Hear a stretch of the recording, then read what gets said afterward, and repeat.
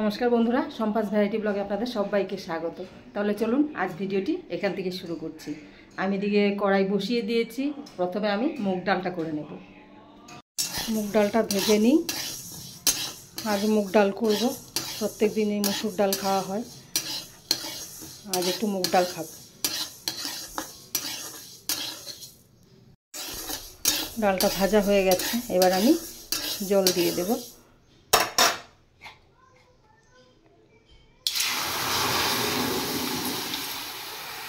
এবার দেব আমি সামান্য কাঁচা সর্ষে তেল।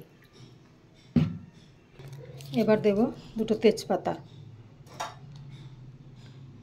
আমি জানি না আপনারা এইভাবে ডাল রান্না করে খেয়েছেন কি না। আর যদি না খেয়ে থাকেন তাহলে এইভাবে রান্না করে একবার খেয়ে দেখবেন। ডালের সেন্ট, ডালের টেস্ট দুটোই বেড়ে যায়। কাঁচা লঙ্কা দিয়ে দিয়েছি চিড়ে। এবার দিয়ে দেব নুন। আর এদিকে আমি ছানা বানিয়ে নিয়েছি। কালকে সারা রাত কারেন্ট ছিল না, এবার দুধটা কেটে গেছে। আমি তারপর কি করলাম, লেবুর রস দিয়ে দুধটাকে ছানা বানিয়ে নিলাম। আর ছানাটা খুব সুন্দর হয়েছে দেখুন। এবারে জলটা একটু ছেঁকে নিতে হবে। জলটা ছেঁকে নিয়েছি। এরপর আমি এতে দিয়ে দেব হলুদ সামান্য, আর দিয়ে দেব নুন। দিয়ে এবার এটা ভালো করে আমি মেখে নেব।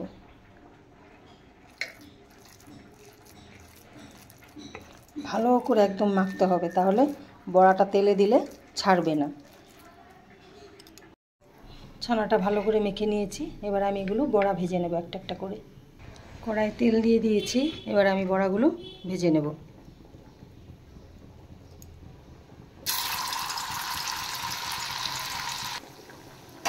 বড়াগুলো ভেজে নিচ্ছি।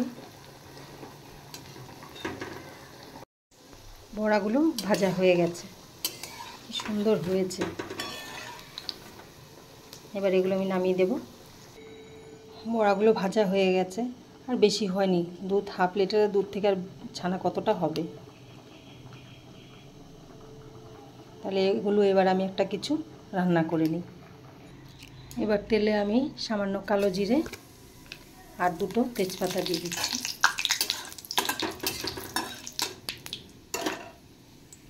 এবার দিয়ে দেব একটা টমেটো।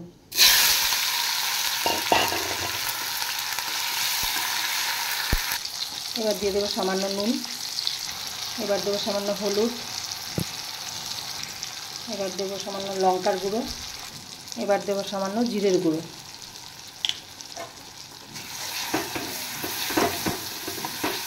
এবার একটু জল দিয়ে দেবো।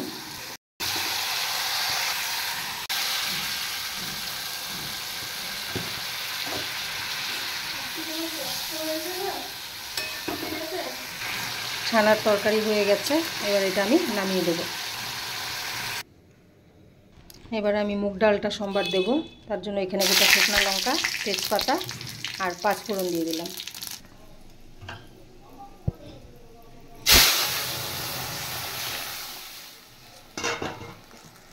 ডাল হয়ে গেছে, এবার নামিয়ে দেব।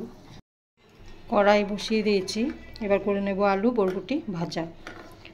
কড়াইটা বসিয়ে আমি কাঁচা লঙ্কা কাটতে গেছি, কড়াটা পুড়ে গেছে। আলু বরবটি ভাজা হয়ে গেছে। এবার এটা আমি নামিয়ে দেব। কড়াই তেল দিয়ে দিয়েছি। দিয়ে দিচ্ছি শুকনো লঙ্কা আর দিচ্ছি কালো জিরে। এবার আমি রান্না করব শাক।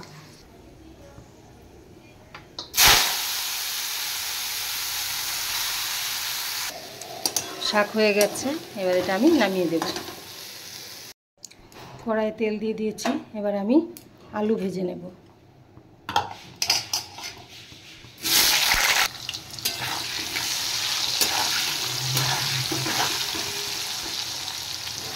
আলু ভাজা হয়ে গেছে। এবার আমি পাঁপড় ভেজে নেব। পাঁপড় ভেজে তুলে নিয়েছি। এবার দেব শুকনো লঙ্কা, তেজপাতা আর সাদা জিরে। এবার দিয়ে দেব টমেটো।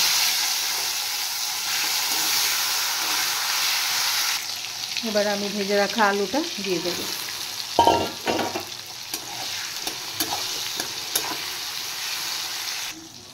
এবার আমি দেব, এখানে আছে জিরের গুঁড়ো, আদা বাটা, লঙ্কার গুঁড়ো, হলুদ আর নুন একসাথে সব মিশিয়ে দিয়ে দেব।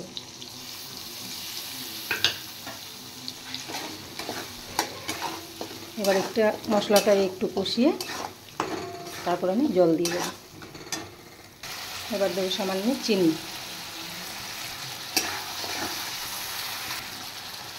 মশলাটা কষিয়ে নিয়েছি, এবার আমি জল দিয়ে দেবো। এবার এই ঝোলটা ফুটে গেলে তারপর আমি পাঁপড় দিয়ে দেবো। এখানে আমি পাঁপড় ভেজে রেখেছি, এই পাঁপড়গুলো দিয়ে দেব। ঝোলটা ফুটে গেছে, এবার আমি পাঁপড়গুলো দিয়ে দেব।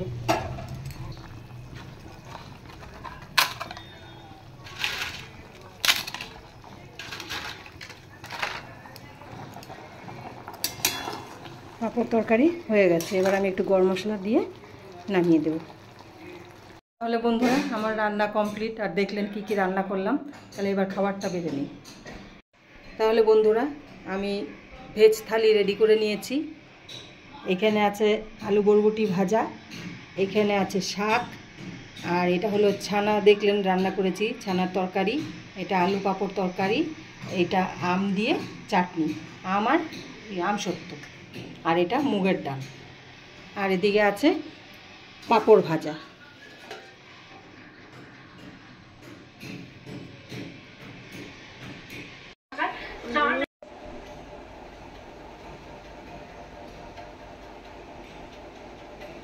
তাহলে বন্ধুরা দেখলেন আমার রান্না আজ কি কি হলো। আর আজ পুরো ভেজ, আর কি কি আইটেম করেছি আর পুরোটাই আপনাদের সামনে তুলে ধরেছি। শুধু চাটনিটা আমি দেখাতে পারিনি, কারণ আমি চাটনিটা একদম প্রথমেই বানিয়ে ফেলেছিলাম, তাই আর চাটনিটা দেখাইনি। বাকি সবকটাই রেসিপি আপনাদের দেখিয়েছি। আর আজকের এই রেসিপিগুলো বা আজকের ভিডিও আপনাদের কেমন লাগলো আপনারা অবশ্যই কমেন্ট করে জানাবেন। আর ভালো লেগে থাকলে অবশ্যই লাইক, শেয়ার আর সাবস্ক্রাইব করবেন। তাহলে দেখা হচ্ছে নেক্সট ভিডিওতে। টাটা।